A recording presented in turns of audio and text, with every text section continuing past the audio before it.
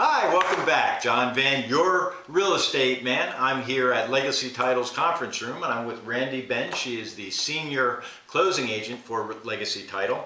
Legacy Title is located in the Veranda office complex that's located directly across from Camper Sports Bar and Grill in Naples. And Randi, you've been a closing agent, senior closing agent with Legacy Title, and you know apparently a heck of a lot more about title than most people. So why don't you just give me a brief rundown, a general idea of what the title process is in dealing with real estate? What a title insurance company actually does is we coordinate all of the details of a transaction with the buyer, seller, lender, realtors, association, and various third parties in order to conduct the closing. We also prepare all of the legal paperwork to transfer the property, and we issue a title insurance policy for the buyer and lender that protects the buyer and the largest investment they'll make in their lifetime, their home. Well, that sounds great. And the insurance part of that, a lot of people when we're going to closing talk to me about what happens in the process of closing. And one of the things that does come up is the cost of title insurance and how often they have to pay that, and what it actually covers. So if you could just do a brief overview of that for me, that would be helpful. No problem. Title insurance is a one-time premium that you pay at the time of closing. So unlike your hazard insurance or your flood insurance policy, it's not a reoccurring charge. You simply pay it once and you're protected throughout the time that you own the property. Title insurance protects the owner or the buyer from prior taxes, liens, and encumbrances that any prior owners might have had. So title insurance actually protects you from the past, not from the future, like your homeowners and your flood insurance policies do. Right. So that's really the only kind of insurance that protects you from the past. And in the event that something does come up in the future, they don't have to worry about that because the title insurance is what covers that, correct? Absolutely. Okay, that sounds great. Now tell me, in your daily process of closing so many different real estate transactions with the public, what are some of the things that come into play that could derail the closing or delay it or even stop it from going forward? Well, every closing is different. It has its own particular set of title issues that we need to clear. And I like to refer to these title issues as red flags. So if ever you're at a listing appointment and you hear any of these red flags, then I suggest that you call us and you let us do a property search for you to make sure that you're dealing with the appropriate parties on your documentation. One of those red flags that's very common in the state of Florida is probate. If you hear, I inherited this property from my grandmother, then you want to make sure to call us and let us do a search of public record and make sure that the probate's been done so that you have the personal representative signing off on your contract. Right. A common misconception is that once a probate's been done, that everything's ready to close. Let's say that you owned property or the descendant died in Minnesota, just as an example, and a probate's been done. Well, what a lot of sellers don't realize is that a probate actually has to be done in every state of which property was owned. So you should call us in the event that you think that you've got a deceased prior property owner. Okay. Another red flag would be bankruptcy. In the event that someone's filed bankruptcy and the property was included in the bankruptcy, then the courts have to be petitioned to allow the sale of that property, which can also take time. Sure. In a lot of scenarios, we're dealing with people who have been pursued in the foreclosure process. It's not been finalized, but the process has started, in which case we actually have to unravel the foreclosure process and get a dismissal of the list pendants, etc. So if someone's in foreclosure, then that can also be an issue or a potential red flag for us. And these are the kind of issues that when a realtor is on a listing appointment, like you said, these are the things that we need to ask you. These are the personal information things that we need to get from you at a listing so that when these things do go to closing, when you're ready to sell your house, you are actually ready to sell your house and you don't have to run and try to figure everything out within a certain period of time before the closing comes up. Absolutely. Disclosure is key, and also communication. The more information that a seller can provide to an agent up front, the more proactive we can be as far as, and less reactive whenever we're dealing with a real estate transaction.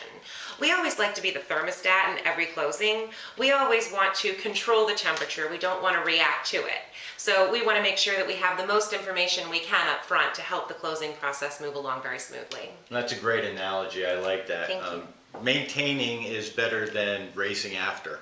So keep that in mind when you're at a listing appointment and your realtor's there asking you questions. Don't bang him on the head with the glass pitcher. Just answer the questions because he's doing you a favor, okay? And one of the other things I wanted to ask you is what are some tips and some hints that you might be able to provide for everybody out there that could help the closing process go a lot smoother for them? Okay, well, one tip for buyer and seller is that you're going to actually have to provide a valid government-issued identification at the time of closing. This would be a passport or a driver's license. Your Sam's Club card's not going to suffice. For notary purposes, we have to be able to verify that you are who you say you are, especially in this day and age of fraud. Another tip I'd like to suggest is with regards to your funds. At the time of closing, all funds have to be wire transferred to the closing agent.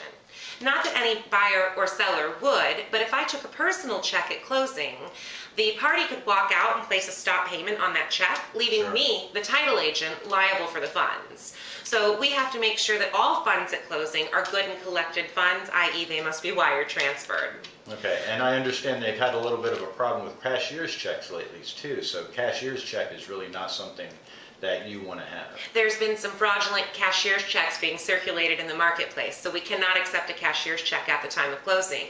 We can take a personal check or cashier's check for your deposit, but at the time of closing, those funds have to have cleared the bank. Hence, we have to have a wire for the balance due to close. So no big bag of cash or big suitcase coming in with $100 bills in it? No, if I walk Okay. into the bank with a bag of cash, they're going to ask me where it came from. Another tip I'd like to talk about is with regards to the utilities. Prior to the closing, a few days prior to the closing, the seller should always contact the utility companies to have them come do any final meter readings for their power or for their water so that they can pay their last bills.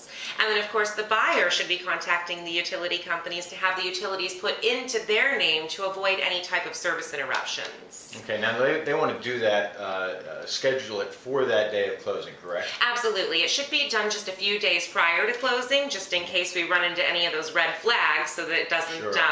have a final meter reading or something done before the closing's ready to occur. So it should be done just a few days prior to closing, but the meter reading should be done as of the day of closing. Okay. Exactly. And then lastly, I'd just like to remind buyers that with regards to their homeowners, their hazard and flood insurance, that in hurricane season, which is especially prominent in Florida, that you bind those policies in advance of the closing.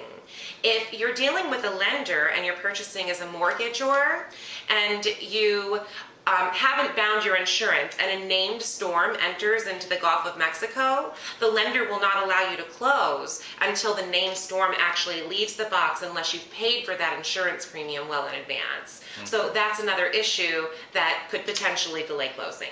Okay. In my former life as an insurance agent, I understand what you're talking about binding insurance, but maybe some of the other people out there don't understand what that means. What you're actually talking about is actually buying and paying for that insurance and getting a declarations page, even if it's a temporary declarations page, that states that you are covered and your home is covered under that policy at the day of closing. Absolutely. Okay? Any more hits or tips? No, that's all we've got for you today. Thanks so much for your time. Okay, I really appreciate you sharing all this information with us, Randy. Again, that's Randi Benge, the senior closing agent for Legacy Title.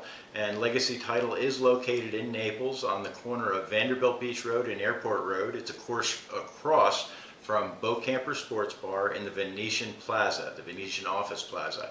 And as always, I am John Van, your real estate man.